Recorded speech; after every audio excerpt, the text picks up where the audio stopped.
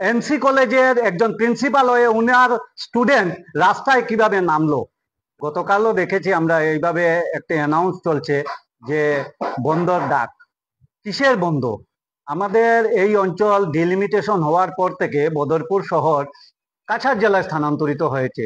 তারপর দেখা যাচ্ছে সকালবেলা কলেজ, এনসি কলেজ স্টুডেন্ট এসে রাস্তার ভিড় জমাট করে, অ্যাম্বুলেন্স যাতায়াত করতে পারছে না, গাড়ি ঘোড়া যাতায়াত করতে পারছে না, ওরা ভিড় করে ওরা স্ট্রাইক করছে। কিসের জন্য স্ট্রাইক? শ্রীভূমি অঞ্চল তো আমাদের এই অঞ্চল কাছাড় জেলায়, ডিলিমিটেশন হওয়ার পর কাছাড় জেলায় গেছে।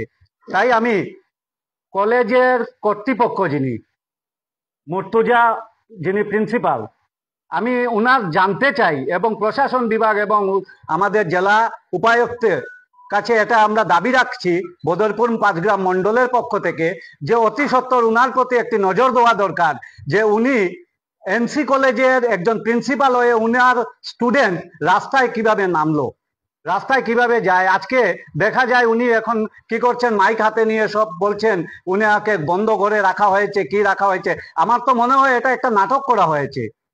যদি নাটক না হয় তবে এতগুলা স্টুডেন্ট কোথায় থেকে এসেছে? এনসি কলেজের এই স্টুডেন্ট গুলো কেন ওনাদেরকে বিভ্রান্তি করা সৃষ্টি করা হয়েছে?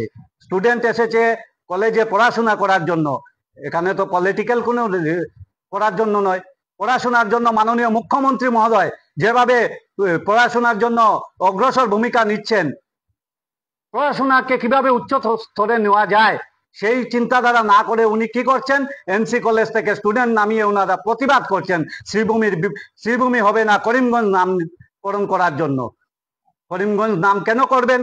রবীন্দ্রনাথ ট্যাগর এই নামকরণ দিয়েছিলেন।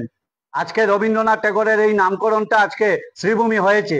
শ্রীভূমি হয়েছে, আমরা সবাই আনন্দিত, শ্রীভূমির জনসাধারণ আনন্দিত সেই শ্রীভূমি নামকরণ নিয়ে। তারপর এটা কোথায় থেকে এলো? এটা কি নির্বাচনের একটি ভূমিকা দেখাচ্ছেন? আমার তো মনে হয় যে উনি নির্বাচন লড়বেন না কি করবেন। কলেজের প্রিন্সিপাল তো একটি নাটক রচিয়েছেন। উনি প্রিন্সিপাল হয়ে শিক্ষকদেরকে কিভাবে মাঠে নামানেন?